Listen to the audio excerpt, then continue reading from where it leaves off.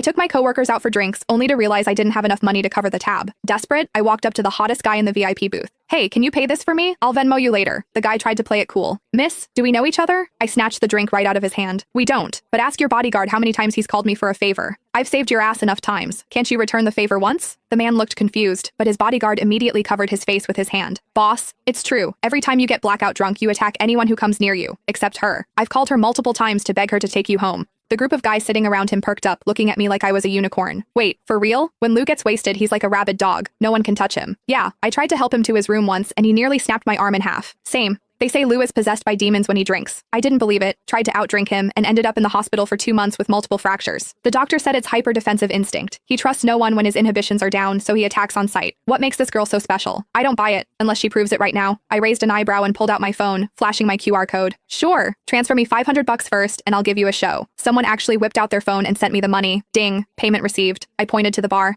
I'm gonna go pay my tab, get him wasted, then come find me. The whole booth started cheering and jeering. Only the man in the center, Luke Vance, narrowed his eyes at me dangerously. I wasn't scared. I've seen him hugging a toilet bowl. I have photos.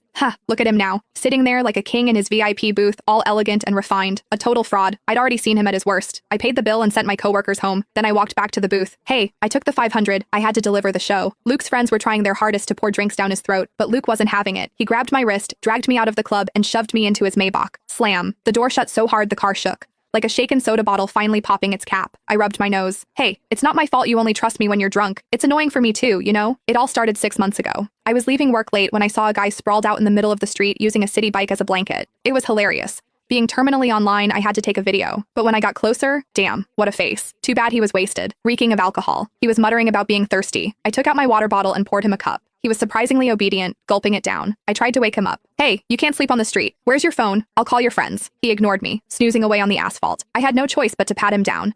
Found his legs were incredibly long, like model long. I found his phone, unlocked it with Face ID, easy when they're asleep, and FaceTimed the first contact on his list. I pointed the camera at his face. Hello? This phone's owner is sleeping on the street. If you're his friend, come get him. The guy on the other end didn't even ask for a location. He just screamed, back away from him. 5 feet. Now. I thought he was worried I was going to rob the hot guy. I scoffed. Relax. I'm not interested in drunks. I'm sending you the location. Hurry up. The guy yelled again. Do not ignore me, unless you want to die. Psycho. I hung up. Then I sat on the curb to guard the guy. He decided my thigh was a better pillow than the bike. He slept like a baby under the moonlight. 10 minutes later, the friend arrived and looked at us like he was seeing a ghost. I swore. Look, I didn't touch him inappropriately. As soon as I spoke, the guy shifted. He wrapped his arms around my waist and buried his face in my stomach, treating me like a body pillow. I couldn't pry him off. I pulled his ear. Hey, wake up. Your friend is here. Let go. He didn't budge. I looked at the friend. Help me out here. I can't move his arm.